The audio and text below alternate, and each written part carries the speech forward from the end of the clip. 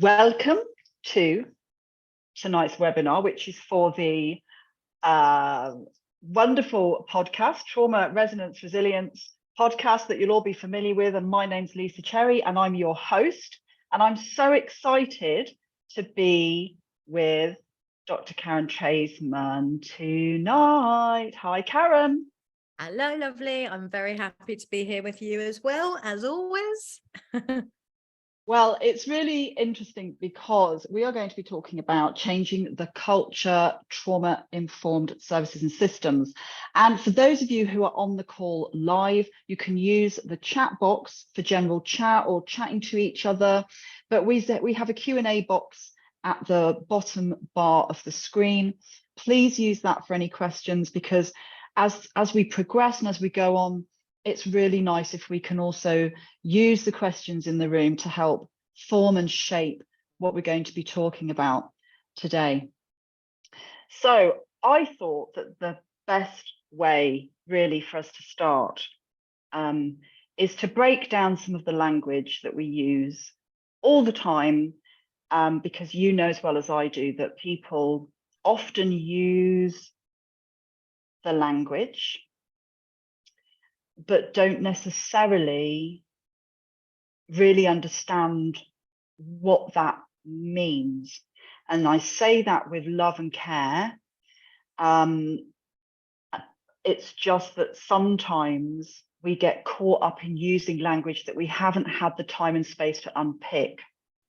So I thought we could do some of that to get us going. And what I'd like us to start off with really is when we're talking about culture change, bearing in mind that culture has a massive academic body of literature around what it means. What is it that we mean in the context of trauma-informed culture change when we're talking about culture? Well, just throw us right in there, why don't you? Yeah, no, completely. It's so vast, isn't it? It's so huge. It's kind of like, where do you actually start? But I think absolutely what you're saying there, and I know we have endless conversations, is around meaningful use of language, isn't it? Not just kind of a tick box or a checklist, but actually sort of going into what does that mean, and also what it might mean or look like or feel to me might feel or look something different to someone else. I guess to me, and the importance is huge, because Peter Drucker says organisational culture eats strategy for breakfast, lunch and dinner. And I think that's a huge thing, isn't it? It's kind of, culture is like oxygen, it's everywhere, even if we don't see it. So I suppose to me, organisational culture is the values, the attitudes, the principles, the lens, the biases, the guides, the frameworks, the ways of being that influences how people do things. It's almost like if the organisation had a personality, or the organisation had an identity, or if the building could talk or the walls could talk, what would it say? It's kind of that, how do we do things around here? And I think when we often talk about organisation and people get it confused with practice, we're talking about from staff well-being and wellness. We're talking about access to supervision, not snoopervision. We're talking about how recruitment is done, how induction, what are some of the routines, the rules, the policies, the procedures. So we're looking at the whole sort of how organisations make people feel. So it's looking at the sort of fabric of the organisation, and how those values are not just said and language, but how they're embodied, infused into the fabric of the organisation. That's kind of the first. Yeah, I'll lead you to go with wherever you go with that. Well, I thought it'd be really useful to go with that, and I know you are the queen of analogy. If we go with the whole, if the walls could talk, let's enter into an organisation that's not trauma-informed. What would the walls say? What would the walls be saying about that organisation? That's a good one, isn't it? I like that. So many things. I think there would be aspects of the organisation feeling psychologically unsafe, feeling, whether that's feeling silenced, oppressed, not listened to, not valued, that you don't matter. The work that feels trauma inducing or harmful, work that feels that doesn't include people. I think you would see high levels of secondary and vicarious trauma and emotional saturation and burnout. I think you'd see some people who are in empathetic shutdown or protective dissociation. I think you'd see more conflict, more arguing, people with less, I don't know, motivation, satisfaction, passion, lack of empathy, probably one of the biggest ones, more punitive, more judgmental, more pejorative, more ego-driven, hierarchical, abuses of power. That's a big list. You add some to my list. Well, do you know what this is? I don't know if I'm allowed to say this. Oh, I am. It's my podcast. Just described Westminster. Anyway, that aside, I was thinking about the wall, and that wall, staying with that analogy, that wall crumbling, that wall having the paint peeling off, it not being steady, it not being tall enough to reach the roof. You know, all of those kind of things were coming to my mind when I was thinking about that. And so then I started thinking about, well, what does it look like when you go into a space that has a culture that is trauma informed? And I think when we go into that culture, there's that recognition that I don't think there's ever a point when you can have every aspect of your organization trauma informed, but you can be in that work, can't you? You can be in that place. And I know when I go into somewhere, the way that I can detect what kind of environment I'm in is actually an embodied experience. Mm-hmm. You know, yes, there's what I can see. Yes, there's what I can hear. You know, I'm experiencing that on a very sensory level, but actually it's how I feel. How do I feel when I go into that space? And you know, two of my favorite quotes, which you've heard me say loads, but I think speaks to what you just said, is that Maya Angelou one of, you know, people forget what you say, forget what you do, but my goodness, will remember how you make them feel. But also that James Baldwin one, which was used in the context of racism, but I don't believe what you say because I see what you do. Yes. You know? And I think that sense of what you just said, of that embodied semantic feeling of kind of, is this somewhere where I feel connected, safe, relational, that is just, you know, talking words out on a page, but it's kind of, you know, words don't mirror actions or actions don't mirror words. It's very easy, as we know, to talk the talk, but it's when it walks the walk. And I think exactly as you enter a space or you're in a team meeting, that way of how we feel, the same as, you know, as you just said, when people are like, we are trauma informed, and we've spoken about that loads, it's not a final destination. It's not a tick box or, oh, we've got an award for being trauma informed. It's an ongoing growth, cradle to grave, womb to tomb. We're constantly learning, developing, growing.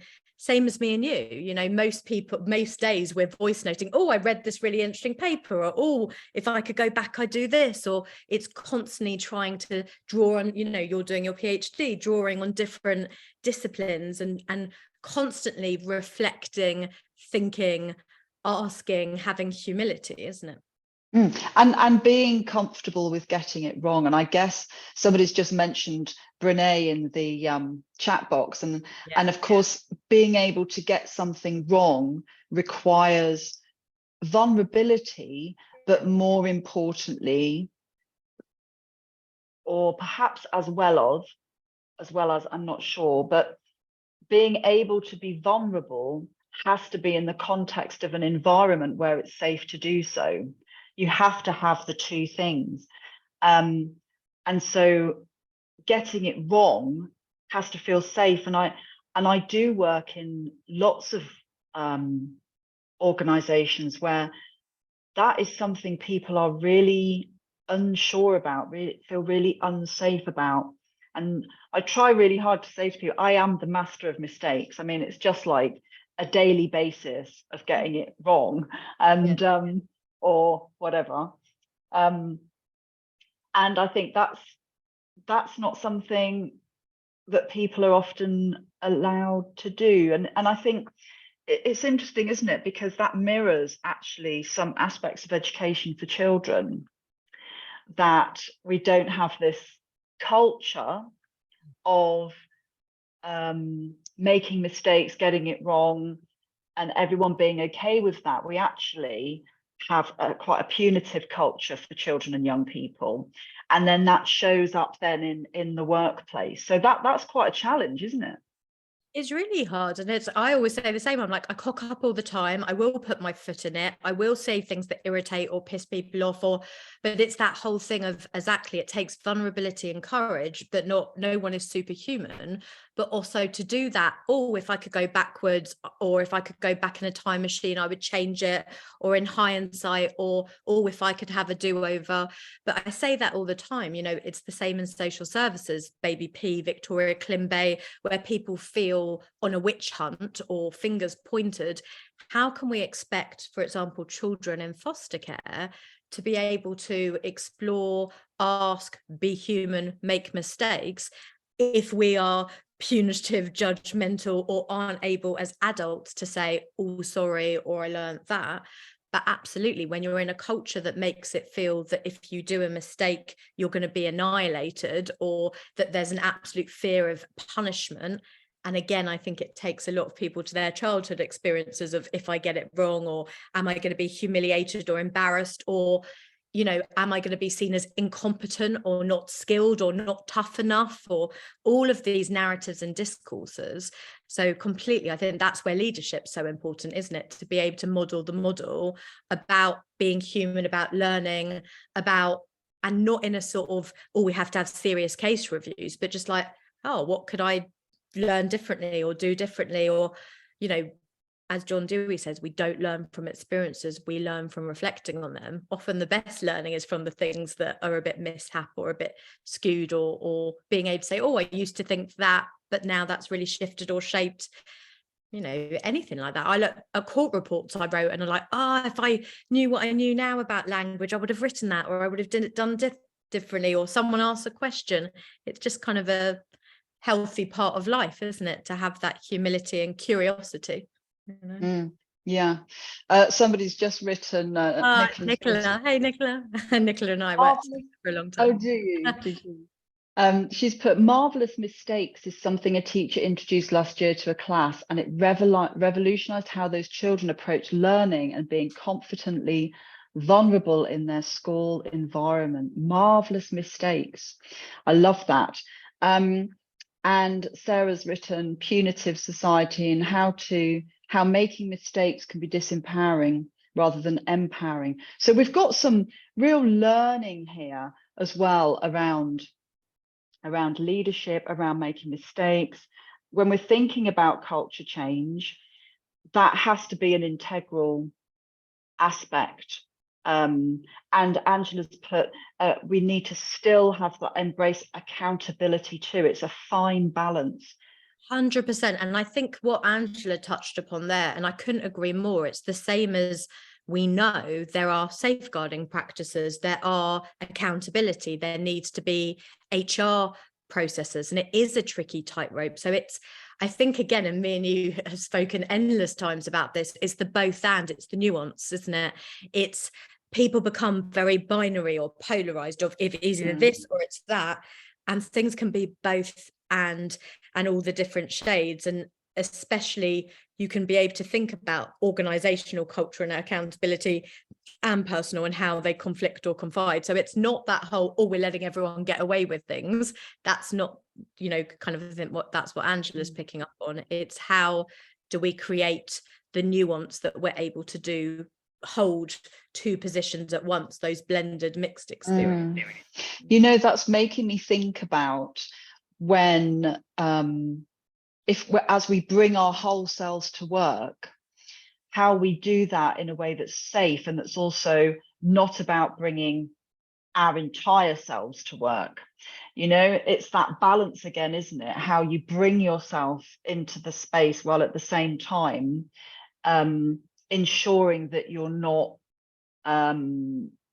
bringing lots of really difficult private stuff into your work that's preventing you from doing the work that you need to do and doing it well and safely, which was very much on the Breaking the Boundaries webinar that we had last month that people can listen to on the podcast, which really unpicks that a lot more. It's again, it's that fine line. It's contextualization, isn't it? When we're thinking about the nuance and holding two things at the same time, and that can be actually really difficult for people. And I've often wondered if that's something that's come out of, you know, if that's a reflection of the kind of society that we're living in that just really struggles to hold the mess that we are working in mess.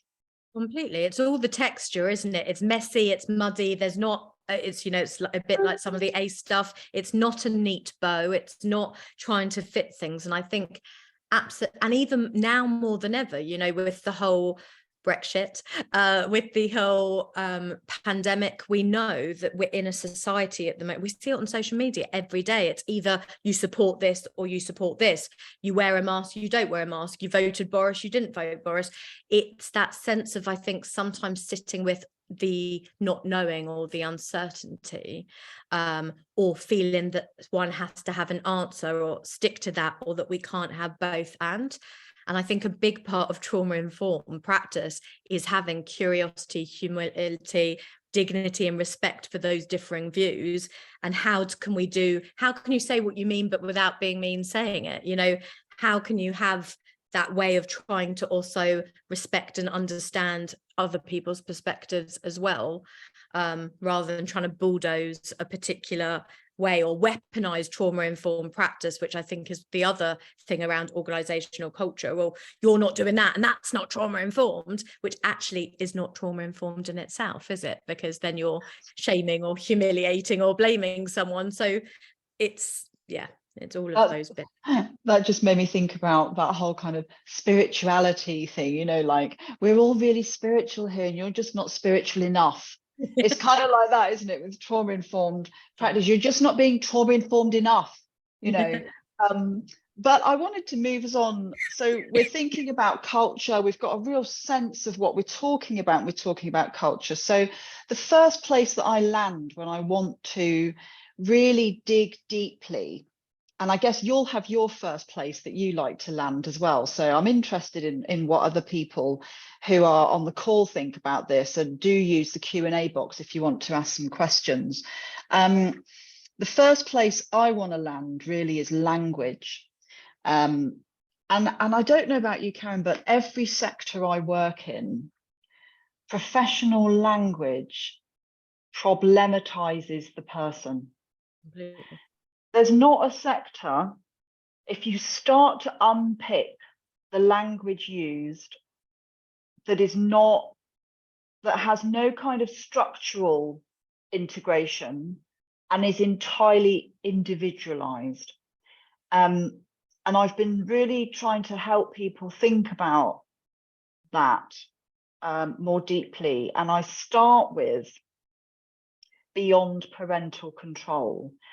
And I start with that because that category is what was assigned to me when I went into care as a child.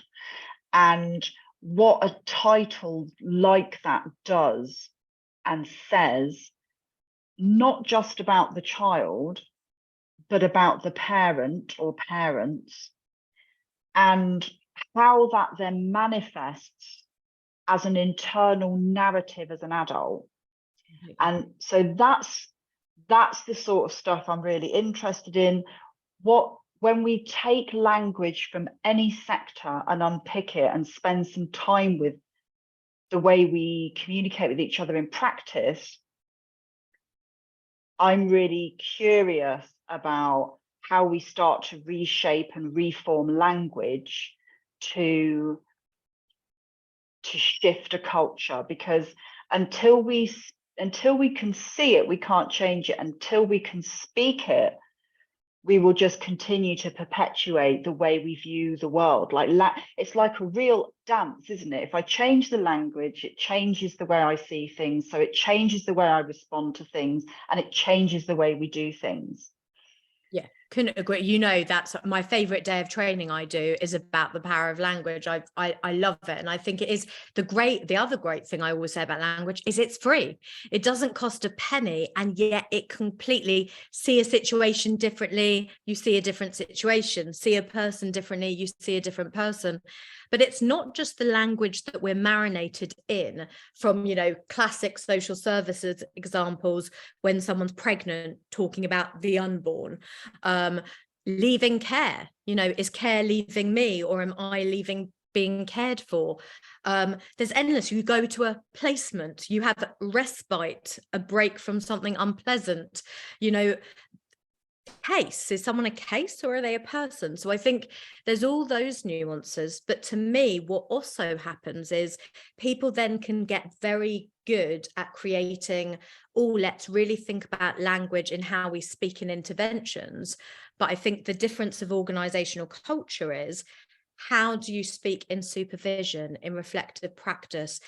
What are the brochures or the posters on the wall? How those corridor conversations that we have with people and the language, how our website reflects the language, in our assessment forms or our screening materials, in a team meeting. If I always say to people, if your team meeting, if a parent or child was sitting in there, or an Ofsted inspector, or we released it on Twitter, and that's how you wanted to represent your organization, what would it be? And I think starting where we started with the whole organizational culture thing, to me, language is huge because it's everywhere, but it's also, people can get very, and talking of meaningful, oh yes, we're just going to look at how we do our care plans, or we're just going to look at how we do our court reports, and that's brilliant, but actually it's what people are feeling, seeing, hearing, sensing in that whole organization. What do people talk about when they're in the senior leadership meetings? How is that reflected in emails that people are sending, or communication to the organization? And that's the difference, isn't it, between taking something at a practice level and taking something at an organizational culture system level. Yeah. And then if we bring that back down to the person, the individual, for me, I'm very keen that people understand that you do not label me without my consent. And that is really challenging to organizations. So we've got this constant dance, haven't we? We've got the culture, we've got what goes on in that culture, we've got the organization, but then we've got all the people who work in that organization and how they interact with each other, how they interact with policy, how they interact with the people using the service, how they support people using the service connecting with each other. You know, all of those layers really helps us start to think about language as quite a complex aspect of trauma-informed practice. So somebody we have here, Chloe's written in as a question, interested in what you were saying about hierarchy being a sign of not being trauma-informed. There's something about sharing power and being vulnerable or open to collaborative working, but also not handing it over to people who aren't experienced enough to make the decisions yet, just having to pull rank sometimes. What are your thoughts in how to balance this in a trauma-informed way? Yeah, I think it's a great question, and it's a hard one to answer in a general way, because I think it's much easier when there's a specific scenario or a specific example. But I suppose I would liken that to parents. Yeah, parents as we know, need to sometimes make difficult decisions, convey tricky information, make decisions that might make them unliked or unpopular. But there's a way that, for example, if a parent is making a decision, that it's done in a say what you mean without being mean way, or connection before correction, or that I'm making a decision that's not from kind of punishment or putting you in your place, but it's from a connective experience. It's that whole difference between authoritarian parenting and authoritative, high levels of limit, high levels of boundaries, of supervision, but also with connection, care, love.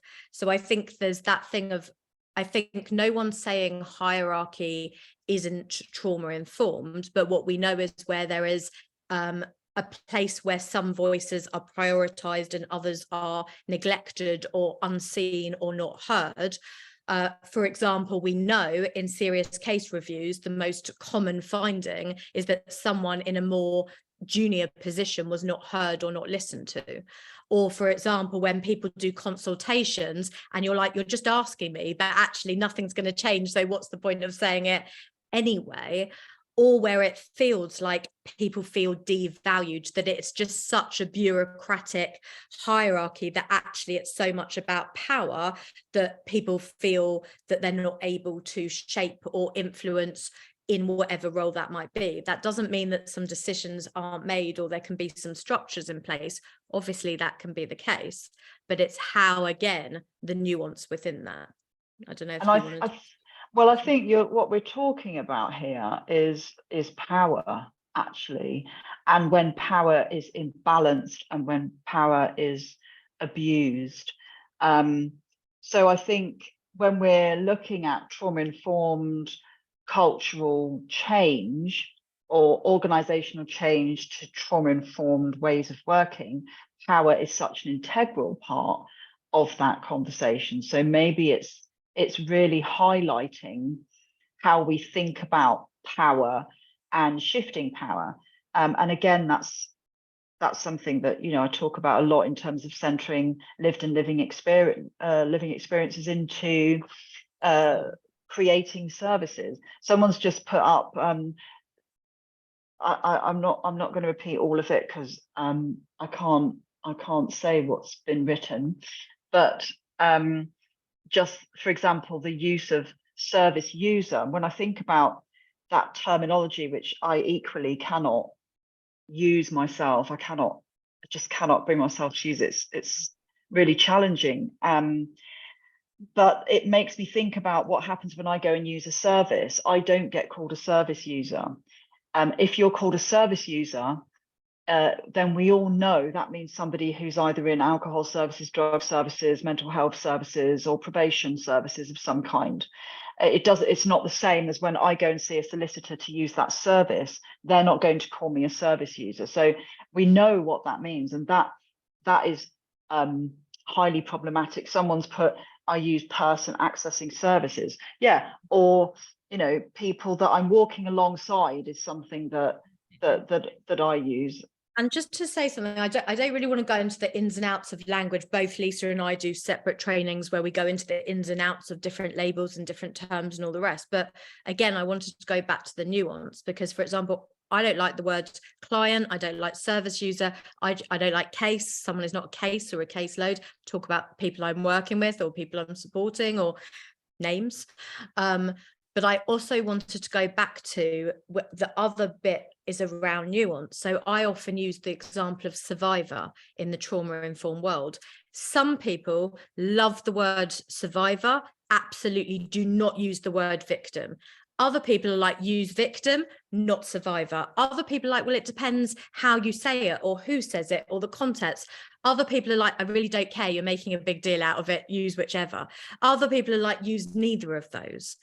And so again, I think it's so important that what some organizations do is, we're going to be trauma informed and we've gone on this training and this is a good word and this is a bad word. So we're going to have a language policy. And then anyone who's not in the language policy, and again, it's not about there's this word or that word. Yes, there's certain ones to be mindful of, but it's also having one that the majority of people, but also checking in, creating space, being mindful that it's like the word empowering. I can't stand the word empowering. other people use it all the time and love it. It's not, oh, that's a good word or a bad word. It's being able to be like, this is the word I'm using and my meaning and shape, but if you want to use something else, or how does that land, or what does that feel, and creating a space. So I just wanted to go back to that sort of nuance, and again, not going into this word or that word, or there might be some people on the call who are reading, well, I actually use service user and I really like it, or that's helpful for me. So I just wanted to land that a bit. And that's why you do not label me without my consent. And that whole survivor victim, it's interesting because I use that as an example as well, because there will be also a trajectory. There will be a point at which I want that label, because that helps me understand where I am and what's happened to me. And then as I go further in my journey, then another word might help me understand where I am at that time. And so I think there's really understanding, there's the curiosity, there's the individual, what works with you right now, what's going on for you. So yeah, really good to bring that in, Karen, thank you. I've got another question. So Jacob's put a great point about the circular relationship between language and the individual. You both have some lovely reflections, so thank you. Thank you, Jacob. My question is, to what point is changing language oxymoronic in its intentions, i.e. changing and moulding language implies it should be changed and that the individual is different? I know this is playing devil's advocate, but it reminds me slightly of the oxymoronic intentions of global mental health efforts and the idealization of Western mental health. Would love to hear your thoughts. Just a small question there from Jacob, nothing too big for us to tackle there, Karen. Great question. I'm not quite sure I got all of that question, to be honest, because I haven't read it. So maybe you speak to that slightly because you've read it, so it might be easier than saying yeah it. I mean, I'm not certain what Jacob's after, but I think he's talking about cultural humility, I think, which is I do not know what I have not lived, I have not experienced. And I also he's put yes, 1,000% yes, thank you, that's good. And also it's making me think about mental health awareness as well. And I'm very aware that mental health awareness has done nothing for stigma, for example. So this whole kind of continued effort about talking about mental health and trying to normalize it, and the 1 in 4 posters that were everywhere, etc., hasn't actually helped stigma around mental health at all, 1 iota. And it certainly hasn't supported the funding of mental health provision. So I guess part of talking about it as an oxymoron is the more we talk about it, it doesn't really get us anywhere. It doesn't really arrive us at a point. So that's kind of what I was understanding by that very, very yeah, I mean, my sense is, and again, I'm not quite sure, so apologies, Jacob, if I missed the point around that with some of the words. But to me, I suppose what we have shown from research over and over again is that change your language, and it not only can change engagement, people's perception, how they hand over to foster carers, to residentials, it can change people's feeling about the organisation, people's way of making sense of things, particularly when it's done in a relational, collaborative way. So I think actually there's a lot of evidence around change the language, and it doesn't just change attitudes, lens, perception, but actually can change actions.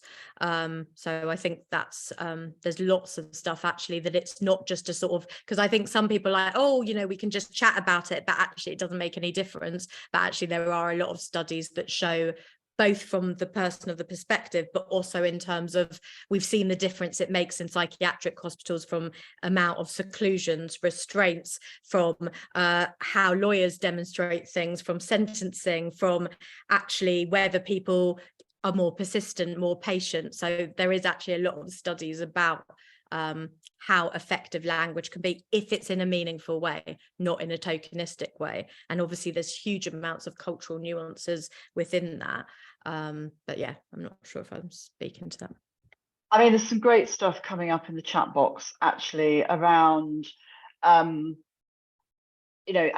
do you negotiate that language when perhaps someone doesn't have the capacity to discuss the language? What might be more sensitive terminology for somebody seeking services? And I guess from that starting point, I would have to say it's the person's name. Like if that's the starting point, make that be the starting point.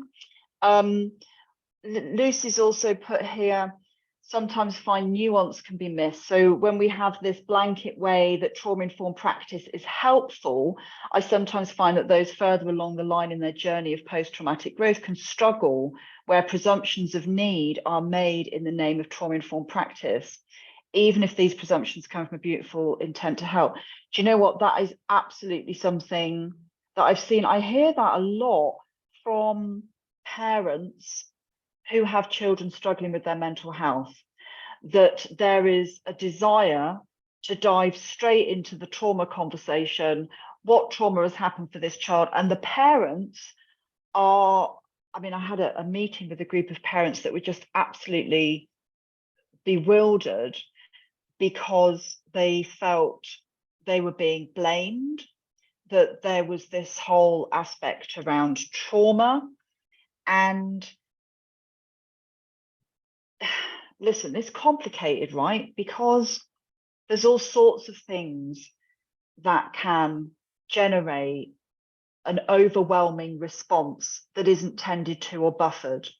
And as a parent, I know how difficult it can be to confront your own experiences as a parent and how they've impacted your children, depending on what sensitivities they arrived into the world. To do that as a parent, and it's something I've just started trying to talk more deeply about, you have to have really done quite a lot of work to be able to do that as a parent without berating, judging, guilt tripping yourself. And so to go into a space with parents who haven't come across anything to do with trauma, may not have had their own therapeutic journey, may not be in the field, and to approach them as though there's a trauma issue with their children, I can see how confronting and unhelpful that can be, and how actually the good intentions of there's obviously some trauma here are actually not helpful for that parent at all, because it's a language, a way of thinking about something that the parents can feel, and I'm staying with that as an example because I've come across that recently, as though they are being seen as the traumatizer. Does that make sense?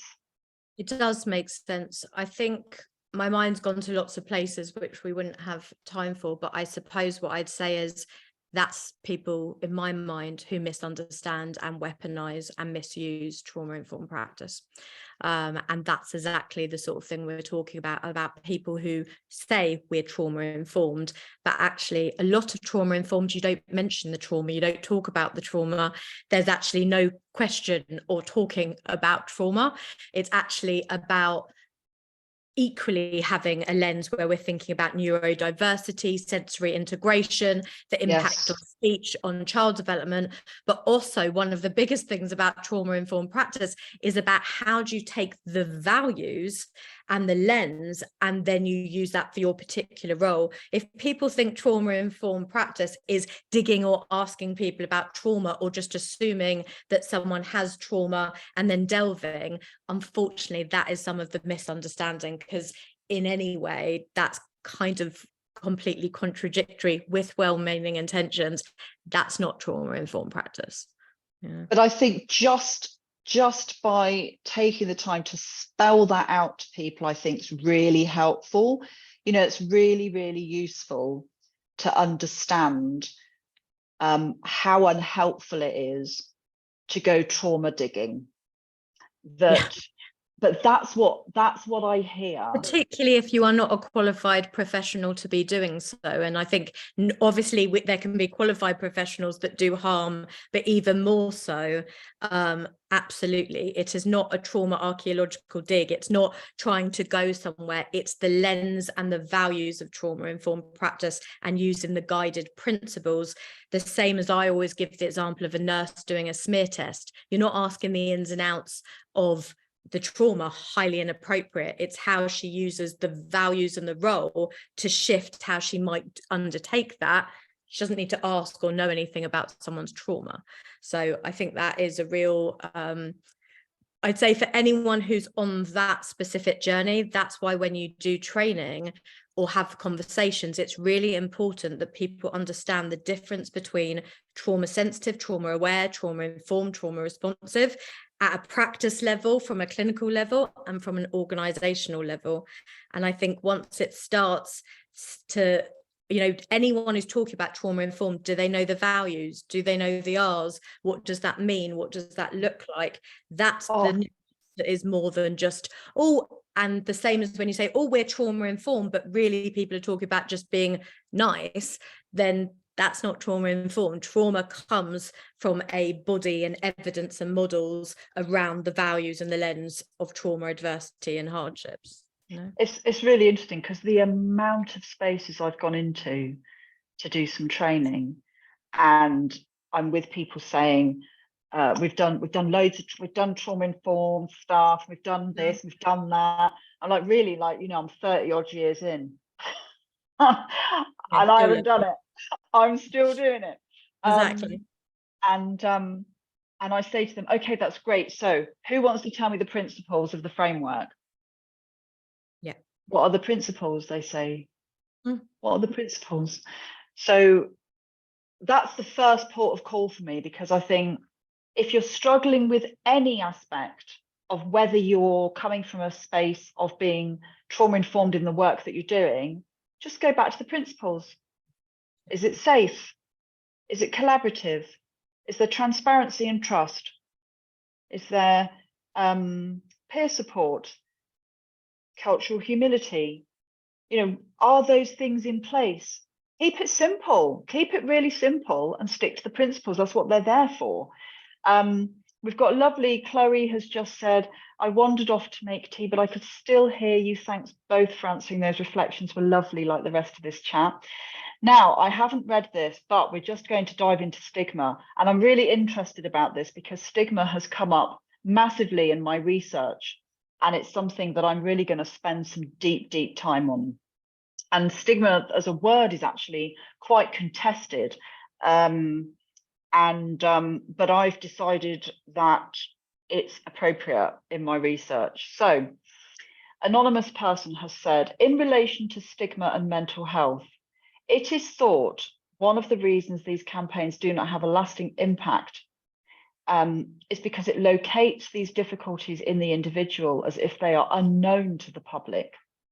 These campaigns do not usually take into account the context in which someone's mental health can change.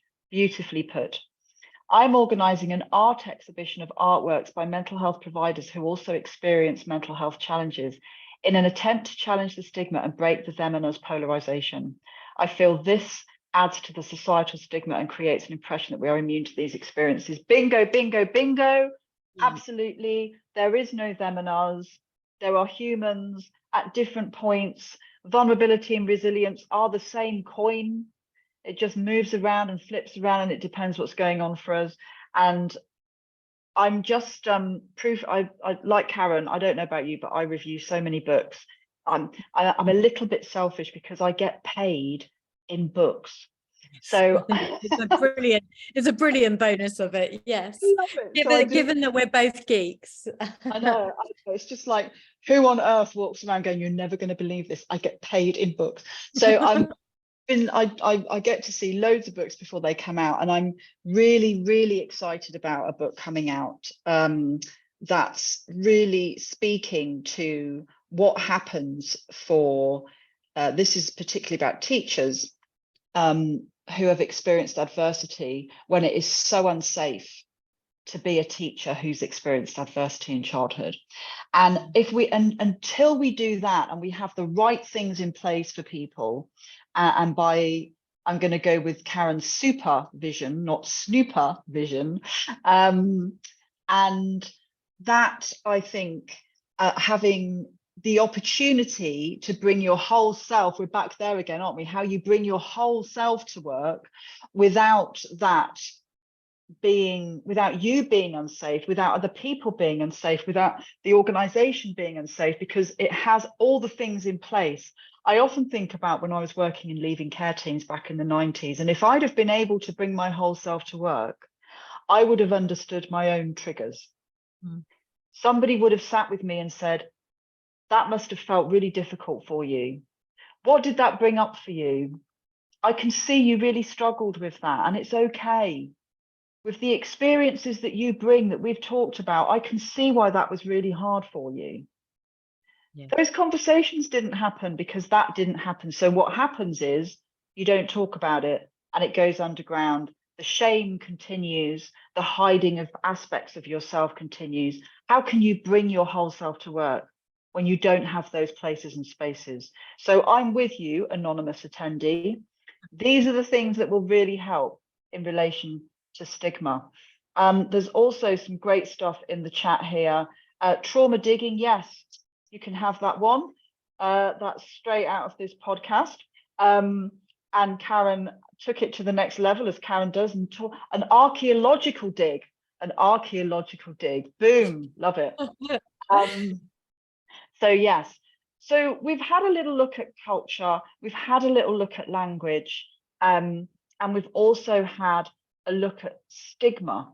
I'm wondering if there's just one more thing that we can explore as we hurtle towards the end of this webinar. Is there something that you would really, really like people to take away?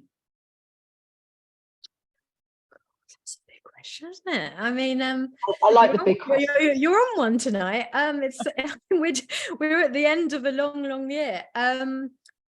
Yeah, I suppose for me, if I was, there's so many things, but I suppose the two things whirling around in my mind, if we're talking about organizational culture, and there's a few people here tonight who will know because we talk about it all the time, is so many teams, people, organizations with well-meaning intentions talk about we want to be a trauma-informed system or organization.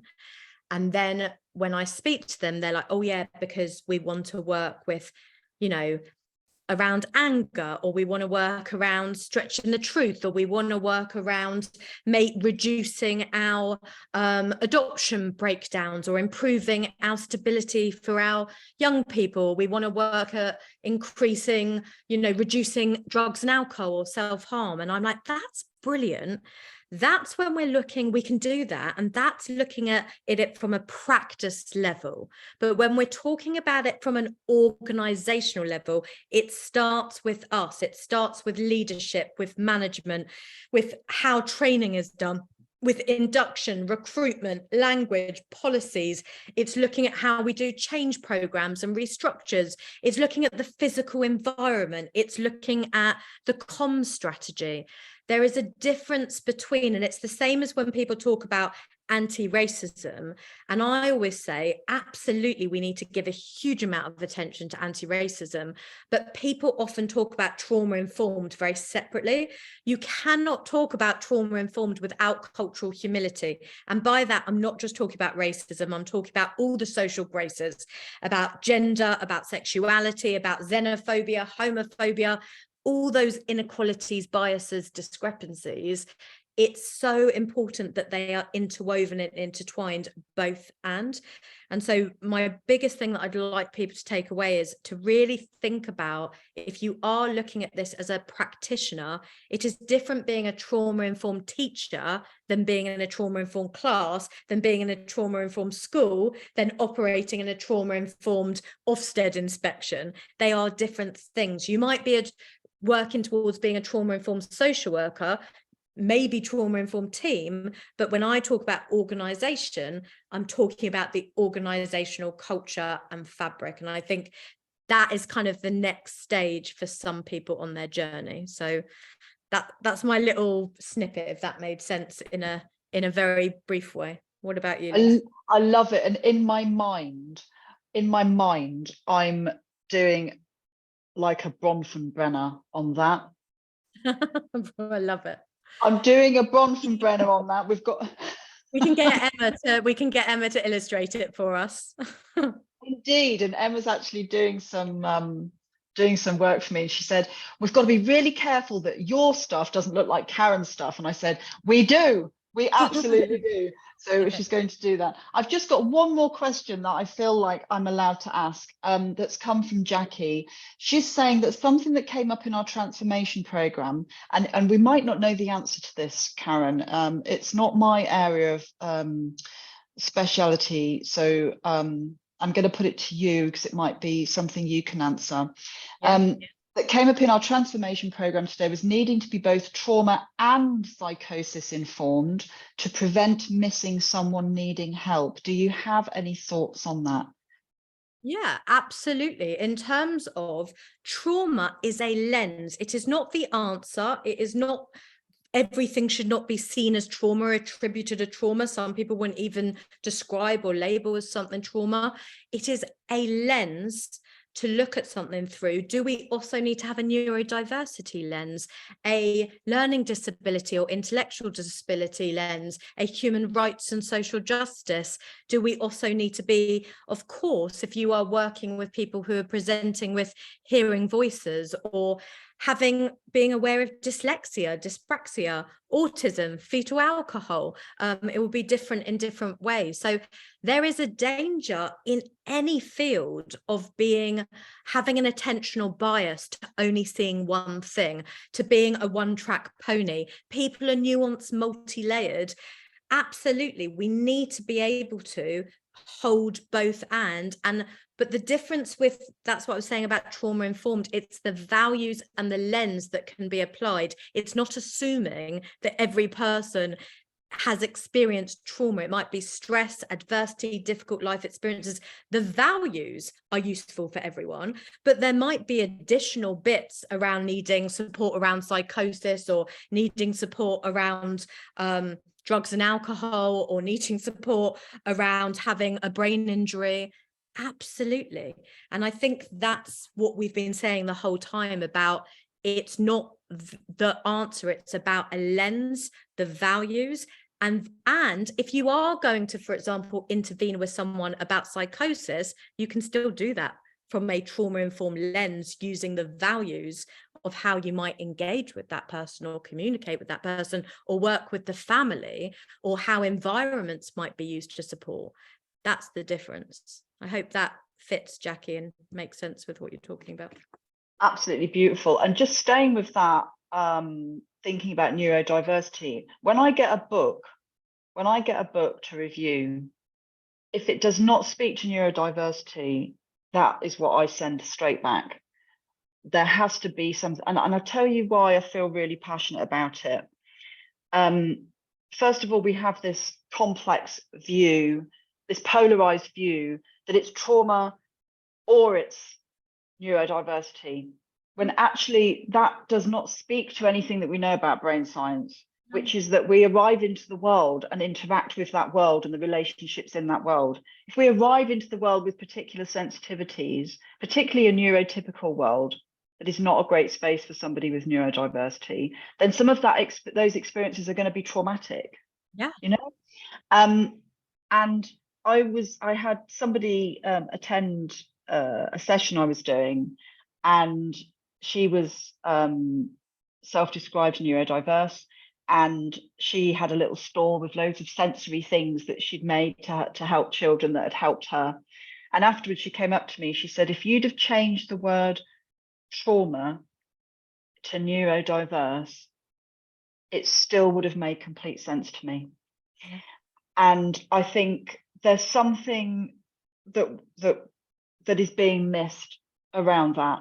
So when I get a book to review, I want to see an entire chapter on understanding neurodiversity. And when we know that the children most likely to be excluded from school are children with special educational needs, there's a couple of other groups as well, but just staying with neurodiversity, then we know that we have to respond to that in a different way. So that's where I'm at with that.